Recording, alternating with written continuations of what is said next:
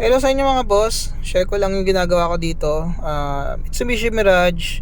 Problema daw nito, kailangan pang 3 tapak bago sumibat. Pero kapag ka naka park on neutral naman, lakas naman. Nilinis na yung map sensor, ganun pa rin. Tapos ngayon ipapacheck yung fuel pressure daw kung okay. Tapos ngayon in-scan ko siya. And wala naman ako nakita sa kanyang engine. So napansin ko lang din dito kasi kahit na hindi nakatapak to, naka-on yung brake switch. Kasi yun din yung sakit minsan ng mga Mitsubishi Mirage. Tapos ito, ni-scan ko siya and tingnan nyo to. Ewan ko kasi siguro binaypass na to, hindi ko lang sure Ayan. Pagka pinindot mo, hindi ako nakatapak dito. Yan bitawan ko yan start ko. Andar agad. Diba ang galing? Naka-steady yung brake switch. Then select ko lahat. Yan. B brake lamp switch. Ayan naka-on siya kahit hindi ko tapakan. Ayun.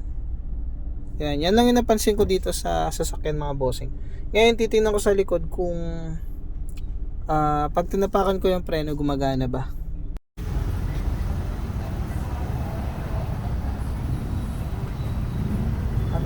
Tapak preno. Wala na rin to. Ayun mga boss, inayos ko muna yung mga valves. Kasi mga pondido. Ito.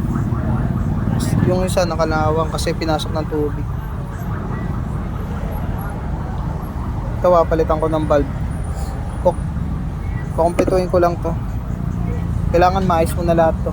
Lahat ng ilaw niya bago mag-diagnose. Okay na mga boss.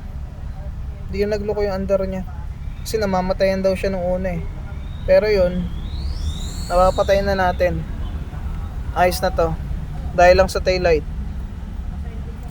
Ayun. Ayun. Pinipindot ko lang. Goods na siya. May power na din. Hindi ko lang napakita na low power siya, pero yun nga, kailangan pang ulit-ulitin yung tapak para sumibat tapos namamatay. Pero ngayon na-road test na amin, hindi naman. Tsaka wala na siyang problema, wala nang error dito. Tsaka nung in-scan ko yung brake switch, namamatay na rin. On off na rin siya. So yun lang mga bossing, nakita natin yung problema niya is yung taillight lang.